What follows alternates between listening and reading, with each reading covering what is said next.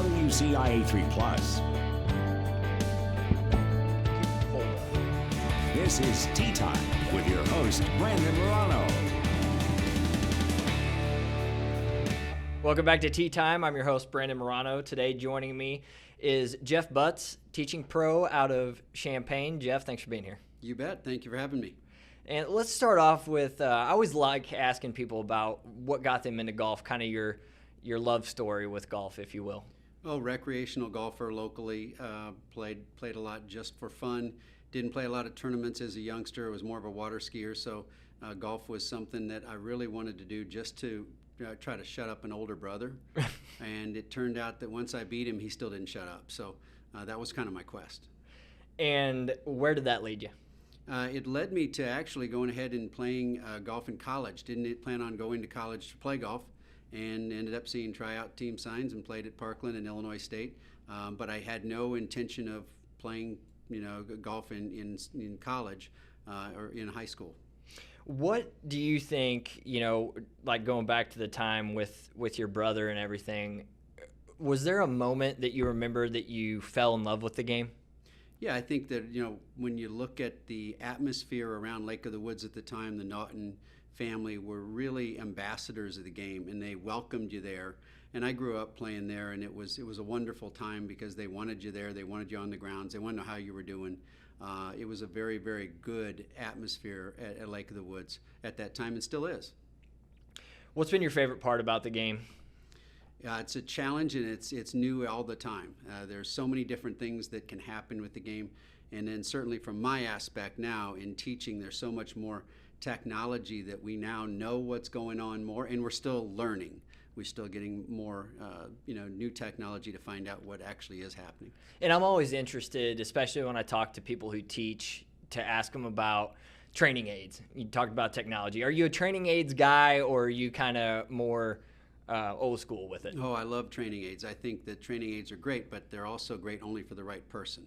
So you have a lot of training aids on the market that are good for a smaller, limited section of the market. So I think they're all very good and they have their place, but some of them can be wonderful and you could probably use them for a lifetime, and others would be detrimental based on what your needs are. And what are some of those that you're talking about specifically for one golfer, who may be, and I'm just trying to, stop me if I'm wrong, but thinking of maybe somebody who plays a natural fade who wants to hit a draw, are you talking like more specific in that realm, or? Sure, yeah, you could be a training aid like what you're talking about. There's a lot of things you could do with your lead wrist at the top, training aids to set it in different positions, more of a neutral position, but you may be a better player with your lead wrist, what we commonly call cupped or an extended, and that's what you need to be. Structurally, that's what you're designed for. So that training aid could really hurt your game more than help. So it's one of those things where they have to be right for you. What's one that you would recommend right off the gate to people that just getting into the sport? I certainly like the impact bag for things we can use it for not only feeling where impact is, but to block path. I think that's really good. I think certainly just other aids that you can do. One of the biggest things you could do is just the Tiger Woods gate drill with 2 tees and trying to hit the ball in the center of the putter face is huge for most players. Okay, let's pull that up here.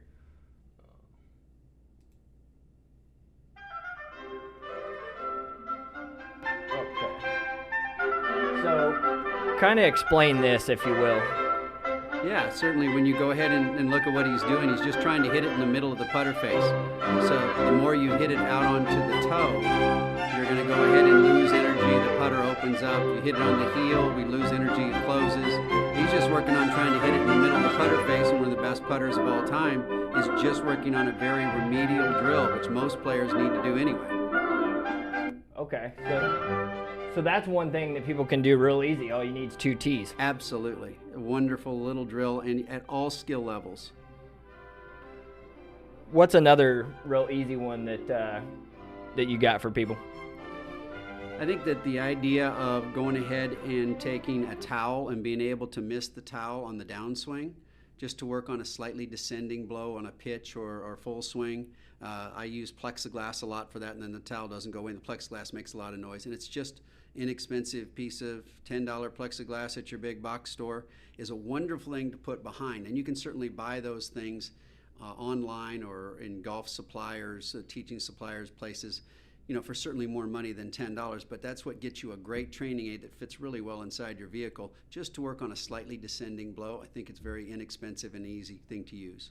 And when you're teaching somebody that's right out of the gate, what do you do to try to get them course ready to where they can at least go out and, have a little fun on 18 holes, where it might take them 5 hours, but, where they can still hit the ball? Yeah, I think that the big thing there really came about 10 years ago.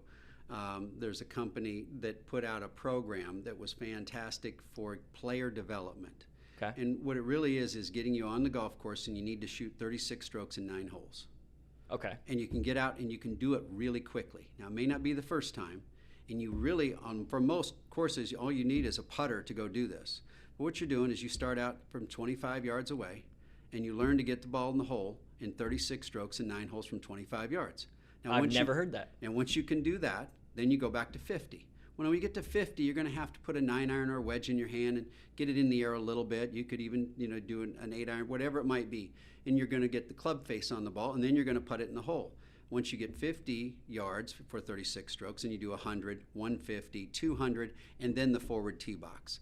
Okay. And what that's doing is it's getting the player on the golf course. They're going to shoot a reasonable number, nothing that's too big, right? And they're going to also be able to keep up and play with their other friends that are also playing from maybe the normal tees, whatever the normal tee is for that person, right? Could be the back tees, could be a forward tee. Right. But they're on the golf course and they're shooting a reasonable number. And I think that system is far better. I know it was said a few years ago, and I believe it was Mr. Small that said this, that that kids should not be moving back until they're shooting par. So you should stay at the forward tees until you're breaking par. Once you're breaking par from that tee, then move back. Okay. And I think far too many people try to get into the game and they play. I've never heard that before. They play from too far away and they get discouraged because the game is too hard to play from a distance. And then once they go ahead and get used to the idea that they get some efficiency in the short game and get the ball in the hole, then they can gradually start to back up and they have way more fun playing the game. And what do you see from, I guess, what's the best part for you, like when you're teaching someone and you're along that journey with them? What brings you the most joy? Well, I think certainly when you see that they get it and they see success, they tell you the shot feels great, wow, that was awesome, and they're going to make comments like that. But that is only part of the equation, because when they're doing that, they're in an awareness state. They're aware now of a change that can get them to have more fun, to put a ball up in the air or make a putt or whatever the shot is at hand. We're working on that skill. But what we need after that is where a lot of players miss, and that's the concept of how do you learn the skill? Well, I'll give you the awareness, and then you can get the ball up in the air. But to learn the skill, that's where the range time comes in. That's where Tiger talks about his 1,000 touches a day. And to go ahead and actually get out on the range or in the backyard, the practice tee, wherever it is, and work on building what a lot of people call muscle memory, which I don't think is true, but it's more circuit training for the brain. Right. And you're just trying to get the brain rewired that this is the new motor pattern you're going to have.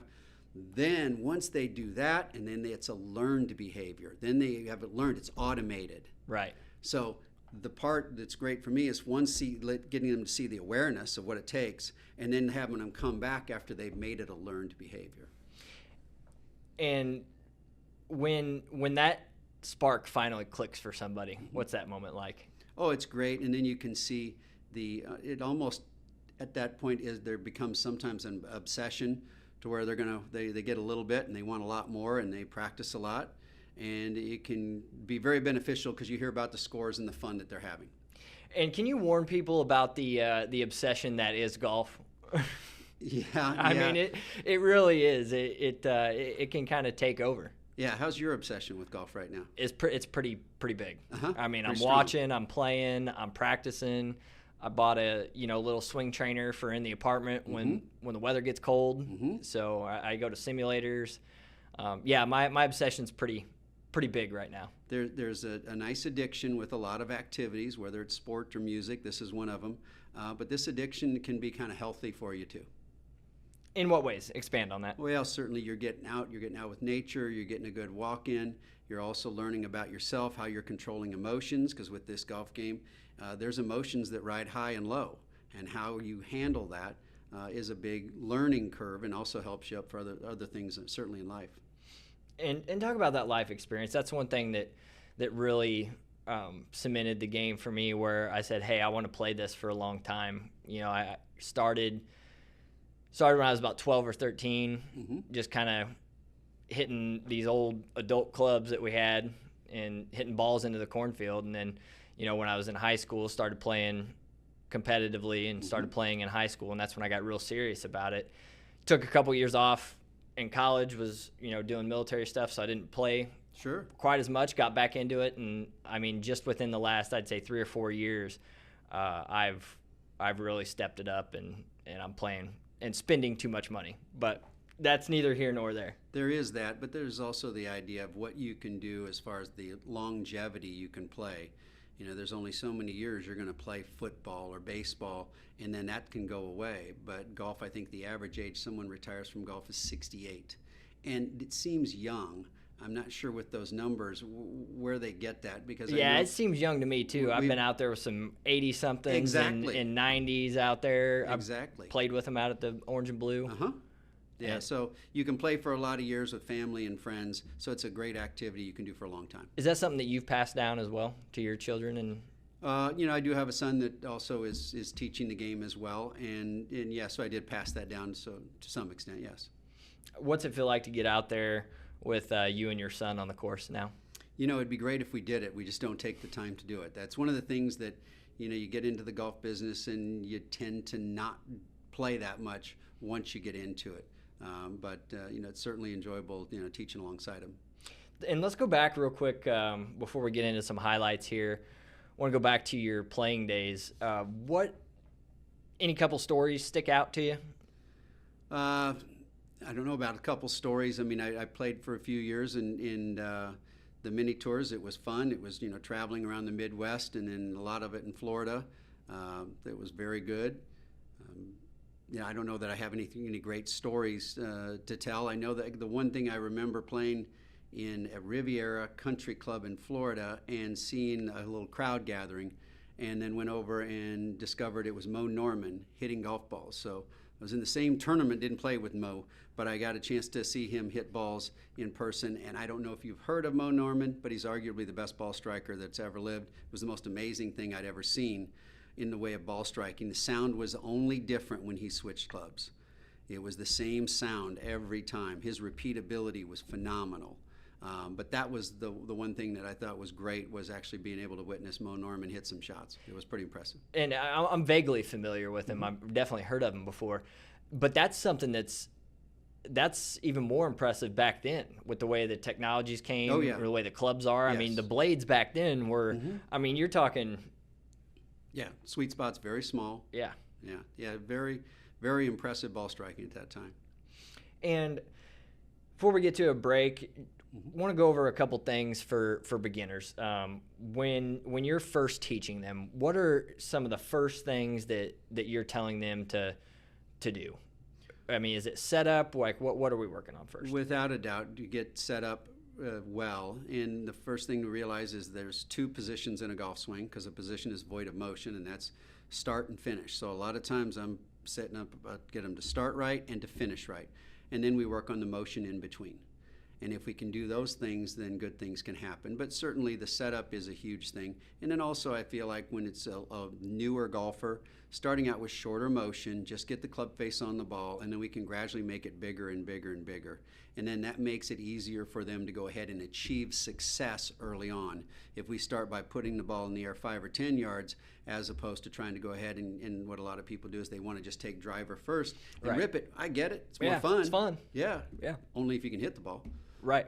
And that's where the short game, you know, they say drive for show, putt for dough, and I've never heard a saying more true. I like Fred Couples' take on this again. His take was drive for dough and putt for more dough. Okay, I like that too. And when you look at today's money list, whether it's the men, the women, the senile tour, doesn't matter, all of them. The senile. They're going to go ahead, and the longer hitters are making the most money. Yeah. Look at Bryson. Look at Rory. You're not wrong at all. What's one more, I guess, quick tip for somebody struggling out there to learn the game who maybe thinks lessons aren't for me? Yeah, I think the first thing I would look at if you're struggling is, are you trying to get efficient at a motion that's too big for you to control today? And it's what I call pushing you back into shallow water, that you're in too deep a water, the riptide's taking you out, you're not hitting very good shots. So if you could try, instead of working on full swing 7-irons, which is what a lot of people think they should do, 7-iron driver, whatever full swing. Right. Going back to get a wedge, trying to hit ball 5 yards, 10 yards, doing something shorter, get the club facing the ball, and then get success. Now, you're not going to do this all without failure at some point. The motor learning specialist, Robert Bork, Dr. Bork out of UCLA, pointed out that learning a new motor skill, making a mistake, learning a new motor skill is not an option. It's a requirement.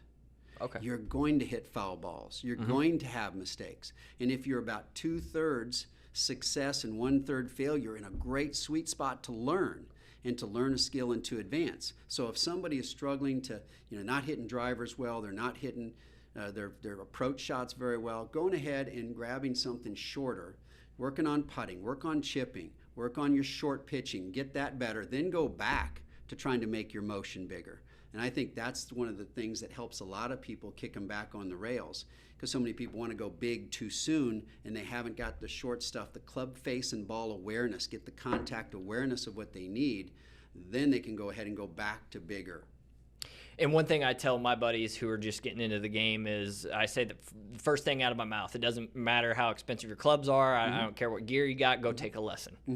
And that's the biggest advice I can give them. Is that what you share as well? I do. I think that certainly some guidance and some instruction can help. And at least it gives them awareness of where to go. And then you got to keep things to a minimum. You've got pre-shot thoughts that you try to make adjustments, and then you get 1 or 2 motion thoughts, and that's it. So you've got to make sure what you're trying to do is within reason, and you're not trying to do too many things at once. And that's what drives a lot of people away from the game. They try to go down too many rabbit holes and make too many adjustments.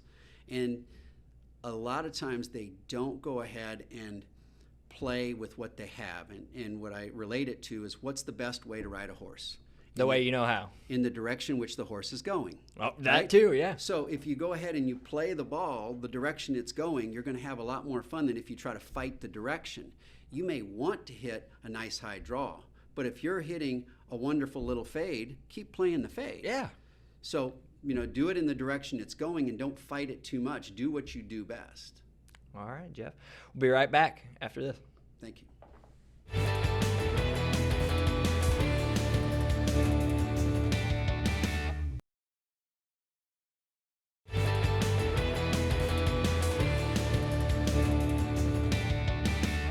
Welcome back. Still here with Jeff Butts, teaching pro out of Champaign, Illinois. Jeff, thanks for being here. We're going to go over a little Scottish Open now, if you're cool with that. Great. All right. So let's pull up. This is round 1, I do believe. Yep, Rory. This is for birdie on 11. Oh. Now, when you look at Rory, and just in a sidebar, if this is okay. Yes. Is you listen to the best players in the world talk about Rory having the best balance of anybody on the planet right now. Okay. And I think it's a great thing for any skill level to try to emulate how solid he finishes his swing. Okay. So look at his finish. Yes. Wonderful. Great balance. Not to say that Scotty Scheffler isn't wonderful, and DeChambeau, and a lot of the Lexi Thompson, where we got some feet flying, but they do the same thing every time. Rory's very, very good, very special. Yeah, here he is proving that, a bad shot can happen to anybody. Getting in a little trouble out of the bunker there. It looks like he just caught it thin, maybe. Yeah, and he's got a wall in front of him, and he's trying to play a very, very difficult shot with a wall in front of you. It's going to be difficult. Yeah, especially out there at, in Scotland. I think they're in, where are they at? Well, that's an 8-iron or something from quite tight to the fade. New Brunswick, I think. But, yeah, out there, It's tough. You know, talk about what somebody's got to do, what these players have to do Exactly what he's done. That's a terrific tuck. to He play a knows- course like played the hole this, like a rank amateur until the where end. it's a He little. played it Hold the edge of the green. Well, I don't want to use this course as an Now, example. Let's use slightly Oakmont down as an left. example. Somebody that's playing Oakmont to somebody that's playing a tournament that may score like this.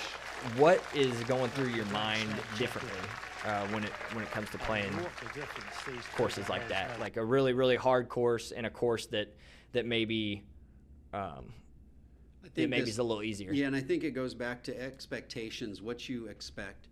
And you're standing out ready to hit the shot, and this is for all skill levels. You're standing out there hitting the shot, and you're aiming like you have a sniper rifle. Right. But your outcome, your acceptance, is where it needs to be that of a shotgun. That Yep. you realize this is not going to be total control. You're not aiming a shot, you're aiming a shot pattern. You're not hitting everything laser straight. And so it's understanding that you're just going to shoot higher scores when the conditions get more difficult. When it's rainy and windy, and when they're playing in conditions that are more difficult, like Oakmont, it's going to go up, and your foul balls are going to be more of a premium to your scorecard. And I loved how you said that. It's not you're not aiming a shot, you're aiming a shot pattern. Correct. Can you explain that in more layman's terms? Sure. So you got PGA Tour averages 100 yards from the fairway, 18 feet from the hole. That's their average distance. You take an average 15 handicapper, Okay. averages twice that. Yep. 15 handicap, 36 feet is what they average from the hole.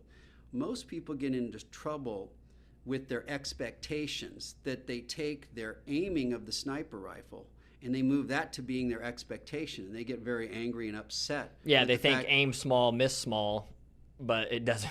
It doesn't Right. always work like that. It doesn't, and you have to understand the outcome is not going to be as good as you think. You know, when we watch golf on television in the last 9 holes of an event, you've got the best players in the world, the hottest players that week. It's fiction compared to what the average tour professional is doing. They're hot. Right. You know, Mr. What we had the winner from Illinois that won it. Brian Harman. Yeah. I mean, he was hitting some close shots this last week, but the majority of the field wasn't hit it that close. Right. He was well above tour average with his approaches and well above his average for his distance to the hole. And I think that the average player has problem with understanding after they've hit the shot, their expectation is too high, and they're still on the sniper part and not the shotgun. And that's where a lot of people would have a lot more fun, just understanding what averages are. Yeah. And I think just knowing that when you're aiming, you're not, you're aiming for, it helps with picking your spots, even as a 15, 18 handicap, where, if your miss is more right, maybe aim a little bit more left. Amen. Yeah. But I think a lot of people take dead aim at the flagstick and just say, okay, I'm going to hit it right at it. Correct. And when you've got the best players in the world, do not aim at flagsticks. Now, they play on typically courses where the pins are a little more tucked than you would for your average local event, or even just your basic round where they're putting pins more in the middle. But I remember It's all when my set up son went for to the a great BMW, I final came back and 36 said, what'd you learn? He goes, they don't aim at pins either, Dad. And the thing is just too many times you see players shooting a high score because they're aiming too much. Well, I never. So That could be let's one talk of the through most this here. fortuitous He just things chipped I've seen in off the a green long there. time. Yep. What his How aim on point, earth like you said, he's not worried that about the stayed in the pin, cup? right? That's not possible. His aim point is, I mean, the pin's probably too thick just, to receive the ball at that just speed. off the edge of the green. Well, it depends. I mean, if you're chipping, you're probably you're looking to get it closer I mean, to the you can hole. see than nothing. It's a if bit of you're a hit standing and out there hope, and then 170 this. yards away. So he's hitting a chip shot, but that was very low. Oh, I might just see Right. through to the weekend. Speed was a little high. Oh, it was way high. But Yeah, he hit the McIntyre, this was flagstick. at 6, Yeah. just from the very But when you front go of ahead the and you green. get chip shots around Not the a bad green, you're leave at certainly the short aiming par to fifth, try to 106 dive the ball in the yards. hole, and And it always you're sitting to rapturous get more aggressive than what applaud. I'm talking about, which is more Just approach shot shots. with a tee shot You're at the 100, par 4 150 fifth. yards going into the pin. What a honey this was. What's your Beautiful biggest advice for touch. chipping for people? Just slid the club Put under the the ball on the ball. ground. Oh, I think that too many times I see players was a that delight. just want to use their lob wedge around the McIlroy's been greens good on the only. greens across both days. And It was they whether or don't not he get could the find ball more on the ground. fairways. And when you look at Certainly taking surging a club front that's nine. less, whatever it might be. You should be Thrusting chipping with himself every into the club in mix your in bag. spite of not being I quite feel in the like flow. that you take Joshua less swings, so there's and Oklahoma a had a better chance that you're going to be to break producing a more 60. solid shot the shorter the swing you make. When you go ahead and take a bigger swing, there's more chance of human error. I loved Stacy Lewis, who reached #1 in the world twice. I saw her speak twice, and she talks about when she plays her 9-hole practice round before the tournament, she would go ahead and try to chip with a different club in the bag all 9 holes. Now that doesn't mean she's going to chip a lot with an 8-iron or a 7-iron, but she's going to do a chip shot with every club in the bag just for touch and feel. And putting the ball on the ground, I think, is easier than trying to fly everything in the air to the hole. All right. Well, Jeff, anything else you'd like to say at the end of this? This has been great. I've enjoyed it. No, I thank you for having me and giving me some time. The main thing I'd just like for the audience to understand is that when you have golf, it's a quest to learn a motor skill, to learn how to hit shots, whether it's a short putt all the way through your driver. And it takes reps. It takes reps to learn, but it also takes a little guidance to understand the right way. And just because you understand what you're supposed to do doesn't mean you've learned it. And so don't discount practicing at home on the range. That's where you go ahead and you gain automation to your swing where you don't have to think about it. Because the whole idea isn't that you think about a bunch of things, it's about you reducing the amount of swing thoughts. So that's where I feel like a lot of players would benefit themselves with some extra time on the putting green. You got Tiger Woods talking about this 1,000 touches a day to the ball. And that 1,000 touches would include 100 full swings, 300 chips and pitches, and 600 putts. Yeah. And how many people that are trying to play at a decent level would even approach 600 putts in a day? Maybe not even 100. Exactly. All right. Thank you, Jeff. I appreciate it. Thank you. Appreciate it, Brandon.